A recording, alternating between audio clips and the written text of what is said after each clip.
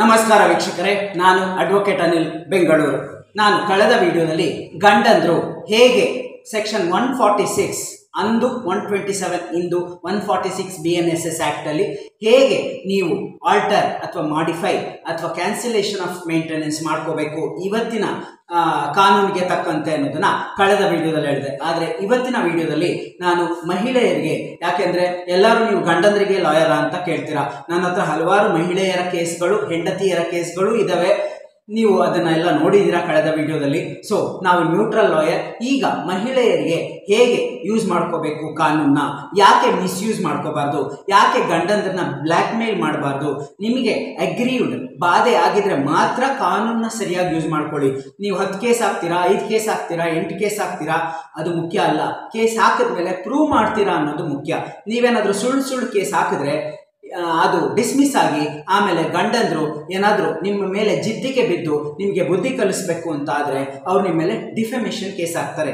2 ಥರ ಡಿಫೆಮೇಷನ್, ಒಂದು civil defamation, ಇನ್ನೊಂದು ಕ್ರಿಮಿನಲ್ ಡಿಫೆಮೇಷನ್. ಸಿವಿಲ್ ಡಿಫೆಮೇಷನ್ ಅಲ್ಲಿ ನಿಮಗೆ ದಂಡ ಹಾಕ್ತಾರೆ. ಲಕ್ಷಗಟ್ಟಲೆ ಅಲ್ಲ, ಕೋಟಿಗಟ್ಟಲೆ ದಂಡ ಹಾಕೋಕ್ಕೂ ಗಂಡಂದ್ರು ರೆಡಿ ಇರ್ತಾರೆ. ಮಹಿಳೆಯರು, ಹೆಂಡತಿಯರು ಹುಷಾರಾಗಿರಿ. ಕ್ರಿಮಿನಲ್ ಡಿಫೆಮೇಷನ್ ಅಲ್ಲಿ ನಿಮಗೆ ಅವರು ಪ್ರೂವ್ ಮಾಡಿದ್ರೆ ಪನಿಷ್ಮೆಂಟ್ ಆಗ್ಬಿಡುತ್ತೆ. ಸೊ ಯಾರು ಅಷ್ಟೇ, ಮಹಿಳೆಯರು, ಹೆಂಡತಿಯರು ಲಾನ ಮಿಸ್ಯೂಸ್ ಮಾಡ್ಕೋಬೇಡಿ. ಲಾನ ಮಿಸ್ಯೂಸ್ ಮಾಡಿಕೊಂಡು ನೀವೇ ಸಂಕಷ್ಟಕ್ಕೆ ಸಿಗಾಕೊಂಡ್ಬಿಡ್ತೀರಾ. ನೀವು ಪ್ರೂವ್ ಮಾಡೋಕ್ಕಾಗದೆ ಹೋದಾಗ ಗಂಡಂದ್ರು ಡಿಫೆಮೇಷನ್ ಕೇಸ್ ಹಾಕ್ತಾರೆ. ಅವಾಗ ನಿಮ್ಮ ಎಲ್ಲ ಕೇಸ್ಗಳು ಖುಲಾಸೆ ಆಗುತ್ತೆ, ಪನಿಷ್ಮೆಂಟ್ ಆಗುತ್ತೆ, ಇಲ್ಲ ಅಂದ್ರೆ ನೀವು ದಂಡಕ್ಕೆ ತೆರಬೇಕಾಗುತ್ತೆ. ಈ ಹಲವಾರು ಕೇಸ್ಗಳು ಕಾಂಪಿಟೇಷನ್ ಮೇಲೆ ಕೇಸ್ಗಳನ್ನ ಹಾಕುವಂಥದ್ದು ಬೆಂಗಳೂರಲ್ಲಿ ಈಗೋ ಪ್ರಾಬ್ಲಮ್, ಡೊಮೆಸ್ಟಿಕ್ ಪ್ರಾಬ್ಲಮ್ ಜಾಸ್ತಿ ಆಗ್ಬಿಟ್ಟಿದೆ. ಸೊ ಈ ಮಿಸ್ಯೂಸ್ ಮಾಡ್ಕೊಳ್ಳೋದೇ ಇರೋಂಥದ್ದಾಗಲಿ ಅಂತಾನೆ ಈ ವಿಡಿಯೋದಲ್ಲಿ ನಾನು ಮಹಿಳೆಯರಿಗೆ ಹೇಗೆ ಕಾನೂನನ್ನ ಯೂಸ್ ಮಾಡ್ಕೊಳ್ಳಿ ಅನ್ನೋದನ್ನ ಈ ವಿಡಿಯೋ ಮುಖಾಂತರ ಹೇಳ್ತಾ ಇದ್ದೀನಿ. ಎಲ್ಲ ಗಂಡಂದ್ರಾಗ್ಬೋದು, ಹೆಂಡತಿರಾಗ್ಬೋದು, ನೀವುಗಳು ಕೆಲ್ಸಕ್ಕೆ ಹೋಗ್ಬೇಕಾದ್ರೆ ನಿಮ್ಮ ಎಂಪ್ಲಾಯರ್, ಓನರ್ ಇರ್ತಾರಲ್ಲ, ಅವರು ನಿಮ್ಮ ಇದು ಸರ್ಟಿಫಿಕೇಟ್ಸ್ ಎಲ್ಲವನ್ನು ಬ್ಯಾಕ್ಗ್ರೌಂಡ್ ವೆರಿಫಿಕೇಶನ್ ಮಾಡ್ತಾರೆ. ಏನೇನು ನೀವು ಓದಿರ್ತೀರಾ, ಎಲ್ಲೆಲ್ಲಿ ನಿಮ್ಮ ಎಕ್ಸ್ಪೀರಿಯನ್ಸ್ಗಳಿದ್ದಾವೆ, ಇಂಟರ್ವ್ಯೂಗಳು ಎಷ್ಟು ರೌಂಡ್ ಮಾಡಿರ್ತಾರೆ, ಇಂಥವನ್ನೆಲ್ಲ ಬ್ಯಾಕ್ಗ್ರೌಂಡ್ ವೆರಿಫಿಕೇಶನ್ ಮಾಡಿ ನಿಮ್ಗೆ ಏನಾದ್ರು ಕ್ರಿಮಿನಲ್ ಬ್ಯಾಕ್ಗ್ರೌಂಡ್ ಇದೆಯಾ ಇದನ್ನೆಲ್ಲ ನೋಡಿ ಆಮೇಲೆ ನಿಮ್ಮನ್ನ ಇಂಟರ್ವ್ಯೂದಲ್ಲಿ ಸೆಲೆಕ್ಷನ್ ಮಾಡಿ ಆಫರ್ ಲೆಟರ್ ಕೊಡುವಂಥದ್ದು. ನಿಮ್ಗಿದೆಲ್ಲ ಗೊತ್ತಿದೆ. ಅದೇ ರೀತಿ ನೀವೊಂದು ಬಾಡಿಗೆ ಮನೆಗೆ ಹೋಗಿ ನೀವುಗಳು ತಂದೆ ತಾಯಿಗಳು ನೀವೇನು ಮಾಡ್ತೀರಾ, ವಾಸ್ತು ಹೆಂಗಿದೆ, ದಿಕ್ಕು ಹೆಂಗಿದೆ, ಅಲ್ಲಿರೋದು 4 ದಿನ, 1 ವರ್ಷ, 2 ವರ್ಷ ಅಷ್ಟಕ್ಕೆ ಇಷ್ಟೆಲ್ಲ ನೋಡ್ತೀರಾ. ನಾನು ಯಾಕೆ ಇದನ್ನ ಎಕ್ಸಾಂಪಲ್ ಆಗಿ ಹೇಳ್ತಾ ಇದ್ದೀನಿ ಅಂದರೆ, ನೀವು ಮದುವೆ ಅಂತ ಮಾಡೋಂಥ ಈ ಒಂದು ಲೈಫ್ ಲಾಂಗ್ ಇರುವಂಥದ್ದಕ್ಕೆ ಬ್ಯಾಕ್ಗ್ರೌಂಡ್ ವೆರಿಫಿಕೇಶನ್ ಮಾಡಬೇಕು. ಬ್ಯಾಕ್ಗ್ರೌಂಡ್ ವೆರಿಫಿಕೇಶನ್ ಮಾಡ್ದಿರಾ ನೀವೇನಾದರೂ ಮದುವೆ ಮಾಡಿದ್ರೆ ಆಮೇಲೆ ಕೈ ಸುಟ್ಕೋತೀರಾ, ಬಾಯಿ ಸುಟ್ಕೋತೀರಾ. ಗಂಡಂದ್ರಾಗ್ಬೋದು, ಹೆಂಡ್ತಿರಾಗ್ಬೋದು, ಅಥವಾ ಅವ್ರ ತಂದೆ ತಾಯಿಗಳಾಗ್ಬೋದು. ಇದು ಹಲವಾರು ನನ್ನ ಕೇಸ್ಗಳಲ್ಲೂ ಆಗಿದೆ, ಈಗಲೂ ನಡೀತಾನೂ ಇದೆ.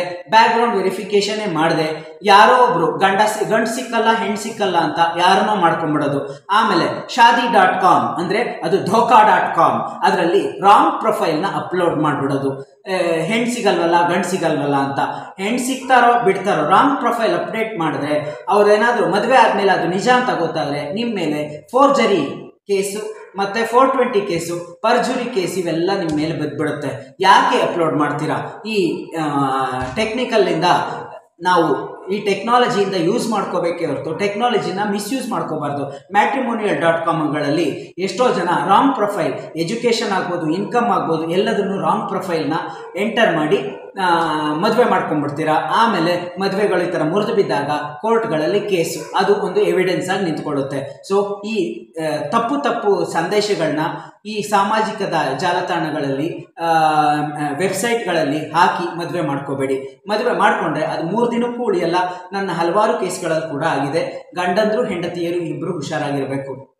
ಸೊ ಆಮೇಲೆ ನೀವು ಗಂಡ ಫ್ಲೈಟ್ ಇದೆ, ನನ್ನ ಹತ್ರ ರೆಸಾರ್ಟ್ ಇದೆ, ಅದಿದೆ ಇದಿದೆ ಅಂತೆಲ್ಲ ಹೇಳ್ಕೊಂಡಾಗ ನೀವು ಅದನ್ನು ಬ್ಲೈಂಡಾಗಿ ನಂಬಿದ್ರೆ ಹೆಂಡತಿಯರು ಅಥವಾ ಅವ್ರ ತಂದೆ ತಾಯಿನೇ ಜವಾಬ್ದಾರಿ. ಅದಕ್ಕೆಲ್ಲ ದಾಖಲೆಗಳು ಬೇಕಲ್ಲ. ನೀವು ಕೆಲ್ಸಕ್ಕೆ ಹೋದಾಗ ನಿಮ್ಮ ಬ್ಯಾಕ್ಗ್ರೌಂಡ್ ವೆರಿಫಿಕೇಶನ್ ಮಾಡ್ತಾರೆ ಎಂಪ್ಲಾಯರ್, ಸುಮ್ಮನೆ ನಿಮ್ಮನ್ನು ಕೆಲಸಕ್ಕೆ ತಗೊಳ್ಳಲ್ಲ. ನೀವು ಮನೆ ಬಾಡಿಗೆಗೆ ಹೋದಾಗ ಆಧಾರ್ ಕಾರ್ಡ್ ನೋಡಿನೇ ನಿಮ್ಮನ್ನು ಒಳಗೆ ಬಿಟ್ಕೊಳ್ಳೋದು. ನೀವು ಮನೆಗೆ ಬೇಕು ಅಂದಾಗ ದಿಕ್ಕುಗಳನ್ನ ನೋಡ್ತೀರಾ. ಈ ಮದುವೆ ಅನ್ನೋದು ಲೈಫ್ ಲಾಂಗ್ ಇರುವಂಥದ್ದು. ಒಂದು ಸತಿ ಸಫರ್ ಆದರೆ ಲೈಫ್ ಲಾಂಗ್ ಎಲ್ಲವನ್ನು ಕಳ್ಕೊಂಡ್ಬಿಡ್ತೀರಾ. ಅದಾಗಬಾರ್ದು ಅಂದರೆ ಬ್ಯಾಕ್ಗ್ರೌಂಡ್ ವೆರಿಫಿಕೇಶನ್ ಮಾಡಲೇಬೇಕು. ನಿನ್ನ ಎಜುಕೇಷನ್ ಏನು, ನೀನು ಎಲ್ಲಿ ಕೆಲಸ ಮಾಡ್ತೀಯಾ, ನಿನ್ನ ಸ್ಯಾಲ್ರಿ ಸ್ಲಿಪ್ ತೋರಿಸು. ರೆಸಾರ್ಟ್ ಇದ್ರೆ ರೆಸಾರ್ಟ್ ಎಲ್ಲಿದೆ ತೋರಿಸು, ನಿನ್ನ ಹೆಸರಲ್ಲಿ ಇದೆಯಾ ತೋರಿಸು, ಫ್ಲೈಟ್ ಇದ್ರೆ ನಿನ್ನ ಹೆಸರಲ್ಲಿ ಇದೆಯಾ ತೋರಿಸು ಅಂತ ಎಲ್ಲ ನೋಡಿ ಮುಂದುವರೆದ್ರೆ ಇದು ಯಾವುದು ಅನಾಹುತಗಳಾಗಲ್ಲ. ನಿಮಗೆ ಅರ್ಜೆನ್ಸಿಗೋಸ್ಕರ ಯಾರಿಗಾರ್ಗೋ ಮದುವೆ ಮಾಡ್ಬಿಡೋಂಥದ್ದು, ಮತ್ತೆ ಮ್ಯಾಟ್ರಿಮೋನಿಯಲಲ್ಲಿ ತಪ್ಪುಗಳನ್ನ ಮಾಡಿ ಆಮೇಲೆ ಭಾರಿ ಸಂಕಷ್ಟ, ಇದು ಯಾವುದನ್ನು ಮಾಡ್ಕೋಬೇಡಿ. ಇದು ನಮ್ಮ ಲಾಯರ್ಗಳಾಗಿ ನಾವು ಇದನ್ನ ಪ್ರಾಕ್ಟಿಕಲ್ ಎಕ್ಸ್ಪೀರಿಯನ್ಸ್ ನೋಡಿ ನಿಮಗೆ ಈ ಅಲರ್ಟ್ ಆಗಲಿ ಅನ್ನೋದಕ್ಕೋಸ್ಕರ ಮಹಿಳೆಯರಿಗೆ ಮತ್ತೆ ಗಂಡಂದರಿಗೆ ಇಬ್ಬರಿಗೂ ಹೇಳ್ತಾ ಇದ್ದೀನಿ. ಅದೇ ರೀತಿ ಮಹಿಳೆಯರು, ನೀವು CRPCಯಲ್ಲಿ ಯಾರು ವರ್ಕಿಂಗ್ ವುಮೆನ್ ಇರ್ತಾರಲ್ಲ, BNSS CRPC ಅದರಲ್ಲಿ ವರ್ಕಿಂಗ್ ವುಮನ್ ಇರೋರು ನೀವುಗಳು ಯಾರು ಮೇಂಟೆನೆನ್ಸ್ನ ಗಂಡಂದ್ರಿಂದ ಕೇಳಕ್ಕಾಗಲ್ಲ, ಕೇಳಿದ್ರೆ ಅದು ಡಿಸ್ಮಿಸ್ ಆಗಿಬಿಡುತ್ತೆ. CRPCಲಿ ಆಗಲ್ಲ. ಸೊ ಇನ್ಯಾವುದ್ರಲ್ಲಿ ಕೇಳ್ಬೋದು? Hindu marriage act MC ಕೇಸ್ಗಳಲ್ಲಿ ಕೇಳ್ಬೋದಾ? ಆಗಲ್ಲ. ಇನ್ನೊಂದಿದೆ, ಯಾವುದು ನಿಮಗೆಲ್ಲ ಗೊತ್ತು, ನೀವೆಲ್ಲ ಕೇಸ್ ಮೇಲೆ ಕೇಸ್ ಹಾಕ್ತೀರಾ, ಅದರಿಂದ ನಿಮ್ಗೆ ಗೊತ್ತಿರುತ್ತೆ. ಕೆಲವರು ಗೊತ್ತಿಲ್ಲದಿರೋ ಬಾಧಿತ ಮಹಿಳೆಯರು ಮಾತ್ರ ಇದನ್ನು ಯೂಸ್ ಮಾಡ್ಕೊಳ್ಳಿ, ಎಲ್ಲರೂ ಯೂಸ್ ಮಾಡ್ಕೋಬೇಡಿ. ನಿಮಗೆ ನಿಜವಾಗ್ಲೂ ತೊಂದರೆ ಆಗಿದ್ರೆ ನೀವು ಈ ಕೇಸ್ನ ಹಾಕಿ ಮೇಂಟೆನೆನ್ಸ್ ಕೇಳ್ಬೋದು, ನೀವು ವರ್ಕಿಂಗ್ ಆಗಿದ್ರು. ಅದ್ಯಾವುದು? Domestic violence. ಈ ಡೊಮೆಸ್ಟಿಕ್ ವೈಲೆನ್ಸ್ ಅಲ್ಲಿ ನೀವು ಮೇಂಟೆನೆನ್ಸ್ ಕೇಳ್ಬೋದು, ನೀವು ವರ್ಕಿಂಗ್ ಆಗಿದ್ರೂ ಕೇಳ್ಬೋದು. ಇದರಲ್ಲಿ ಈ ಡೊಮೆಸ್ಟಿಕ್ ವೈಲೆನ್ಸ್ ಅಲ್ಲಿ ರೆಸಿಡೆನ್ಷಿಯಲ್ ಆರ್ಡರ್, ಸಪರೇಟ್ ಮನೆ ಮಾಡಿಕೊಡು ಅಂತಾನೂ ಕೇಳ್ಬೋದು. Return of stridhan articles, properties ಎಲ್ಲವನ್ನೂ ಕೇಳ್ಬೋದು. ಇದನ್ನ ಓದಿರೋ ಅಂತ ಮಹಿಳೆಯರು ಈ ಕೇಸ್ ಹಾಕಿ ನೀವು ನಿಮ್ಮ ಅಗ್ರೀವ್ಡ್ ಆಗಿದ್ರೆ ನೀವು ಇದನ್ನ ಯೂಸ್ ಮಾಡ್ಕೋಬೋದು. ಇದನ್ನ ಸರಿಯಾಗಿ ಕಾನೂನನ್ನ ಯೂಸ್ ಮಾಡ್ಕೊಳ್ಳಿ. ಅದು ಬಿಟ್ಟು ಅಲ್ಲೊಂದು ಕೇಸು ಇಲ್ಲೊಂದು ಕೇಸು ಎಲ್ಲ ಕಡೆ ಕೇಸಸ್ ಹಾಕ್ಕೊಂಡು ಎಲ್ಲದರಲ್ಲೂ ಮೇಂಟೆನೆನ್ಸ್ ಸಿಕ್ಬಿಡುತ್ತೆ ಅನ್ಕೊಂಡವ್ರದೇ ತಪ್ಪು. ನೀವು ಎಷ್ಟು ಕೇಸ್ಗಳನ್ನ ಹಾಕ್ತೀರಾ ಅನ್ನೋದಕ್ಕಿಂತ ಎಷ್ಟು ಪ್ರೂವ್ ಮಾಡ್ತೀನೋ ಅನ್ನೋದು ಮುಖ್ಯ. ನೀವು ಜಾಸ್ತಿ ಕೇಸ್ ಹಾಕಿದಷ್ಟು ಕಾಂಪ್ಲಿಕೇಶನ್ಸ್ ಜಾಸ್ತಿ ಆಗುತ್ತೆ. ಅಲ್ಲೊಂಥರ ಆನ್ಸರ್ ಮಾಡ್ತೀರಾ, ಇನ್ನೊಂದು ಕಡೆ ಇನ್ನೊಂಥರ ಆನ್ಸರ್ ಮಾಡ್ತೀರಾ. ಇದನ್ನ ತೆಗೆದು ಅಲ್ಲಿಗೆ ಹಾಕ್ತಾರೆ, ಅದನ್ನ ತೆಗೆದು ಇನ್ನೊಂದು ಕಡೆ ಹಾಕ್ಬಿಡ್ತಾರೆ. ಗಂಡಂದ್ರ ಲಾಯರ್ ಮರ್ಕ್ಯುರಿ ಥರ ಇರೋರಾದರೆ ನಿಮ್ಮನ್ನ ಕ್ರಾಸ್ ಎಕ್ಸಾಮಿನೇಷನಲ್ಲಿ ಕ್ಲೀನಾಗಿ ಮುಖಭಂಗ ಮಾಡಾಕ್ಬಿಡ್ತಾರೆ. ಸೊ ನೀವು ಅದಕ್ಕೆ ಹೆಚ್ಚು ಕೇಸ್ಗಳನ್ನ ಹಾಕಿ ಕಾಂಪ್ಲಿಕೇಶನ್ ಮಾಡಿಕೊಂಡು ಪ್ರೂವ್ ಮಾಡೋಕ್ಕಾಗದೆ ಡಿಫೆಮೇಷನ್ ಕೇಸ್ ಹಾಕಿಸ್ಕೋಬೇಡಿ. ಗಂಡಂದ್ರ ಕೈಯಲ್ಲಿ ಕಮ್ಮಿ ಕೇಸ್ ಹಾಕಿದ್ರು ಸರಿ, ಏನು ಬೇಕು, ಏನು ಎಸೆನ್ಷಿಯಲ್ಸ್ ಇದೆ ಅದನ್ನ ನಿಮ್ಮ ಲಾಯರ್ಸ್ ಹತ್ರ ಚರ್ಚೆ ಮಾಡಿ ಆಮೇಲೆ ಮುಂದುವರೆದ್ರೆ ಯಾವುದೇ ಕಷ್ಟನೂ ಆಗಲ್ಲ, ಯಾವುದೇ ಬಾಧೆನೂ ಆಗಲ್ಲ, ನಿಮಗೂ ನಿಮ್ಮ ಫ್ಯಾಮಿಲಿಗೂ ಒಳ್ಳೆಯದಾಗುತ್ತೆ. ಸೊ ಈ ಹೆಂಡತಿಯರು ಈ ಡೊಮೆಸ್ಟಿಕ್ ವೈಲೆನ್ಸ್ ಅನ್ನೋ ಕೇಸನ್ನ ಯೂಸ್ ಮಾಡ್ಕೋಬೇಕು. ಆಮೇಲೆ ಮದುವೆಗೆ ಮುಂಚೆ ನೀವು ಗಂಡಂದ್ರು ಅಷ್ಟೇ ಹೆಣ್ಣು ಸಿಗಲಿಲ್ಲ ಅಂತ 2ನೇ ಮದುವೆ 3ನೇ ಮದುವೆಗೆ ಸುಳ್ಳು ಪೇ ಸ್ಲಿಪ್ಗಳನ್ನ ಮೆಸೇಜ್ಗಳನ್ನ ಮಾಡೋವಂಥದ್ದು ಇಂಥವೆಲ್ಲ ಮಾಡಿದ್ರೆ 420 ಕೇಸ್ ಬುಕ್ ಆಗುತ್ತೆ. ಯಾರ ಮೇಲೆ ಮಾಡಿದ್ರು 420 ಕೇಸ್ ಹಾಕ್ಬಿಡ್ಬೋದು. ಅದಕ್ಕೆ ಕಾನೂನಲ್ಲಿ ಅವಕಾಶ ಇದೆ. ತಪ್ಪು ಮಾಹಿತಿಗಳನ್ನ ಕೊಟ್ಟು ಒಂದು ಮದುವೆ ಅನ್ನೋದು ನಮ್ಮನ್ನ ಬೀದಿಗೆ ತಂದು ನಿಲ್ಲಿಸ್ಬಿಡುತ್ತೆ. ಎಷ್ಟೋ ಜನ ನೊಂದ ಮಹಿಳೆಯರು, ನೊಂದ ಪುರುಷರು ಎಲ್ಲರೂ ಇಲ್ಲಿದ್ದಾರೆ. ಸೊ ಅವ್ರನ್ನೆಲ್ಲ ಗಮನದಲ್ಲಿ ಇಟ್ಕೊಂಡು ನಾನು ಈ ವಿಡಿಯೋದಲ್ಲಿ ಹೇಳ್ತಾ ಇದ್ದೀನಿ, ರಾಂಗ್ ಮೆಸೇಜ್ನ ಅಪ್ಡೇಟ್ ಮಾಡಬೇಡಿ. ನಿಮ್ಮ ಪ್ರೊಫೈಲ್ಗಳಲ್ಲಿ shaadi.com ಇಂಥವುಗಳಲ್ಲಿ ಅಪ್ಡೇಟ್ ಮಾಡಿ ಸಂಕಷ್ಟಕ್ಕೆ ಈಡಾಗಬೇಡಿ. ಸೊ ಚೇಂಜ್ಡ್ ಸರ್ಕಮ್ಸ್ಟೆನ್ಸಸ್ ಅಂದರೆ ಹೇಗೆ ಅನ್ನೋದನ್ನು ಹೇಳೋದಾದರೆ ಎಕ್ಸಾಂಪಲ್ ಹೇಳಿದ್ರೆ ನಿಮ್ಗೆ ಈಸಿಯಾಗಿ ಅರ್ಥ ಆಗುತ್ತೆ. ನೀವೆಲ್ಲರೂ ಹೇಳ್ತೀರಾ ನಿಮ್ಮ ವಿಡಿಯೋದಲ್ಲಿ ಎಕ್ಸಾಂಪಲ್ ಚೆನ್ನಾಗಿರುತ್ತೆ, ಮತ್ತೆ ಕೇಳೋಣ ಅನಿಸುತ್ತೆ ಅಂತ. ಸೊ ಎಕ್ಸಾಂಪಲ್ ಹೇಳ್ತೀನಿ ನೋಡಿ. ನಾವು ಮಳೆಗಾಲ ಬಂದರೆ ಕೊಡೆ ಹಿಡಿತೀವಿ, ಚಳಿಗಾಲ ಬಂದರೆ ಉಲನ್ ಬಟ್ಟೆಗಳನ್ನ ಹಾಕೋತೀವಿ, ಅದೇ ಬೇಸಿಗೆ ಕಾಲ ಬಂದರೆ ತಿನ್ನಾಗಿರೋ ಬಟ್ಟೆನ ಹಾಕೋತೀವಿ. ಅದೇ ರೀತಿ ನಮ್ಮ ಲೈಫು ಅಷ್ಟೇ ಚೇಂಜ್ ಆಗ್ತಾ ಇರುತ್ತೆ. ಒಂದು ವರ್ಷ ಇದ್ದಾಗ ಇನ್ನೊಂದು ವರ್ಷ ಇರಲ್ಲ. ನಾವು ಹೆಲ್ತ್ಗಳನ್ನ ಕಾಪಾಡಿಕೊಂಡು ಈ ಚೇಂಜ್ಡ್ ಸರ್ಕಮ್ಸ್ಟೆನ್ಸಸ್ ತಕ್ಕಂತೆ ಕಾನೂನನ್ನ ಕೈ ತಗೊಳ್ದಿರ ನಾವು ನಮ್ಮ ವ್ಯವಹಾರಗಳನ್ನ ಮಾಡಿಕೊಂಡ್ರೆ ಯಾರಿಗೂ ಯಾವುದೇ ಥರ ತೊಂದರೆನೂ ಆಗಲ್ಲ. ಸೊ ಹೆಂಡತಿಯರು ಅಷ್ಟೇ ಕಾನೂನನ್ನ ಮಿಸ್ಯೂಸ್ ಮಾಡಿಕೊಂಡು ಗಂಡಂದ್ರ ಮೇಲೆ ಕೇಸ್ಗಳನ್ನ ಹಾಕೋದ್ರಿಂದ ಏನು ಯೂಸ್ ಆಗಲ್ಲ.